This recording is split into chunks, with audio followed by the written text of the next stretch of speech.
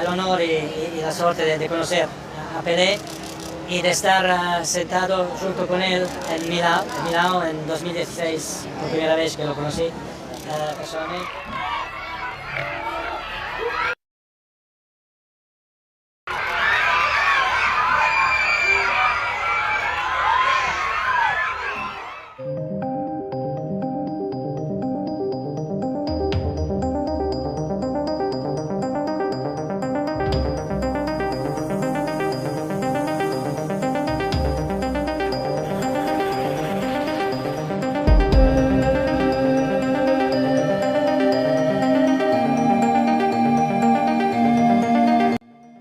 Kekalahan timnas Indonesia Uzibus dari Qatar U17 di lanjutan fase grup Piala Asia U17 2026 menghadirkan banyak tanda tanya besar di kalangan pecinta sepak bola nasional.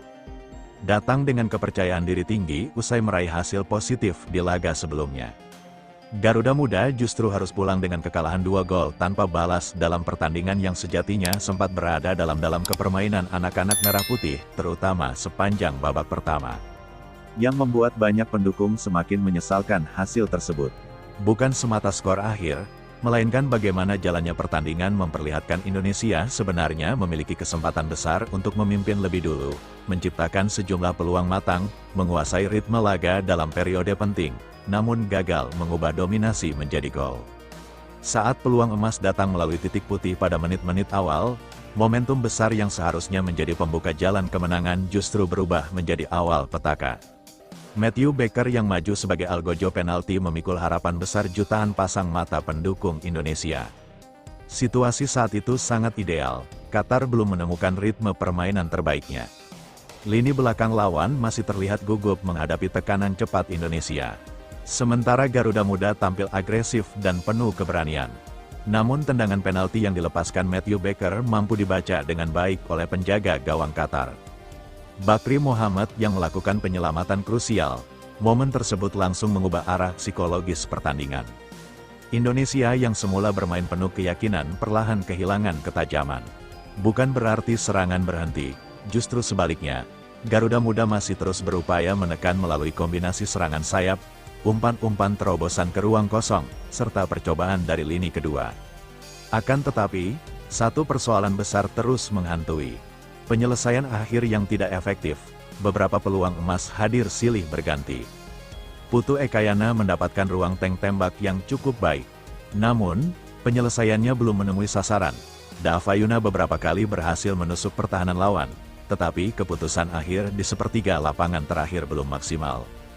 Gerly Andrade menunjukkan determinasi luar biasa dalam duel 1 lawan 1. Namun finishing masih menjadi pekerjaan rumah besar. Di sisi lain, Qatar tampil jauh lebih sabar, mereka tidak panik meski terus ditekan. Tim asal Timur Tengah itu justru membaca satu kelemahan penting Indonesia, yakni transisi bertahan yang mulai melambat ketika kehilangan bola. Celah itulah yang kemudian dimanfaatkan secara efektif pada babak kedua. Gol pembuka Qatar lahir pada menit ke-57 melalui Ayokunle Samuel Tokode. Proses gol itu menjadi tamparan keras bagi lini belakang Indonesia. Koordinasi antar lini yang sempat rapi di babak pertama terlihat mulai renggang. Umpan matang dari sisi serang Qatar berhasil menebus ruang kosong yang gagal ditutup sempurna. Tokode yang berdiri bebas tanpa kawalan ketat pun menyelesaikan peluang tersebut dengan tenang. Gol itu membuat mental pertandingan berubah total, Indonesia mencoba bangkit. Tempo permainan dinaikkan, pergantian pemain dilakukan demi menambah daya dobrak. Namun ketika tim sedang berupaya keras mengejar ketertinggalan, Qatar justru kembali menghukum lewat gol kedua melalui Dia Edin Larbi. Tembakan akurat dari sisi kiri kotak penalti menghujam gawang Indonesia membuat skor berubah menjadi 2-0 dan menempatkan Garuda Muda dalam situasi yang sangat sulit. Meski tertinggal 2 gol, perjuangan para pemain muda Indonesia patut diapresiasi. Mereka tidak berhenti menekan, mereka terus berlari, terus membangun serangan, terus mencari celah. Namun malam itu seolah bukan milik Garuda Muda, sejumlah peluang kembali gagal berbuah gol. Penjaga gawang Qatar tampil luar biasa dengan beberapa penyelamatan penting yang mematahkan harapan kebangkitan Indonesia. Usai laga, gelombang evaluasi dari publik sepak bola nasional langsung menguat. Banyak pendukung menyoroti satu hal yang dianggap paling menentukan. Dominasi tanpa efektivitas adalah kesia-siaan di level kompetisi Asia.